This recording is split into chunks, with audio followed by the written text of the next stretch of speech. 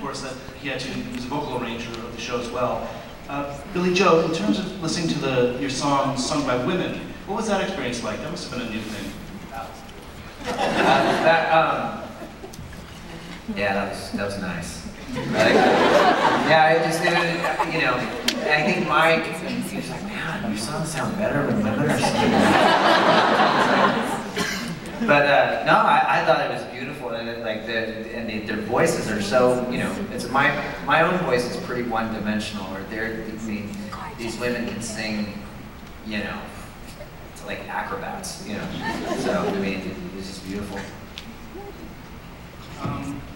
I'm going to ask you some sort of left field question, but I'm going to ask it anyway. The iconic image from the album and then on the program and the posters is a grenade shaped like a heart that's bleeding, held in somebody's hand.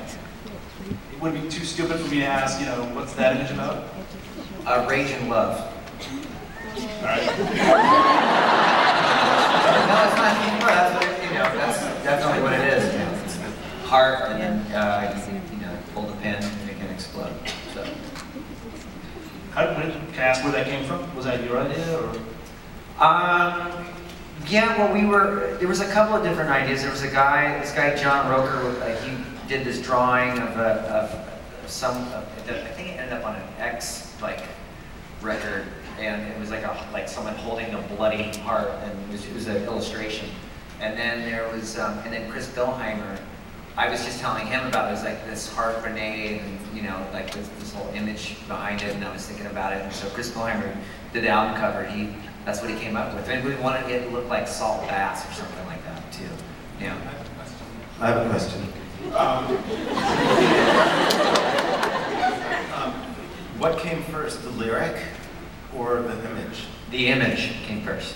So yeah, I mean, since we had that, then and we had changed the one lyric.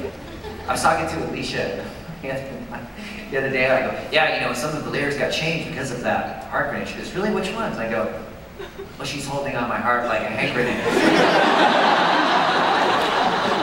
And then I was like, that's pretty much it. And in terms of the original album and the show, I was sort of struck. I mean, I don't know if you guys considered if Green Day considered these influences, but by really sort of iconic past concept albums like The Wall and Tommy and Quadrophenia, obviously to some extent. But The Wall and Tommy and this show, to me, they have in common a sort of a view of youth culture that perverted. They can tell well, and also sort of a attraction to a messianic sort of figure. I may be interpreting too much, but this sort of the darkness and the militarism in this show somehow relates to me in a way to The Wall and that vision of fascism. Not that this is a depiction of fascism here, but I want to just throw it out there. Were The Wall or Tommy, those kinds of concept albums, any influence to you? Yeah, a little bit. I mean, Tommy, I'd say to go even before that, I would say a quick one by The Who was, because I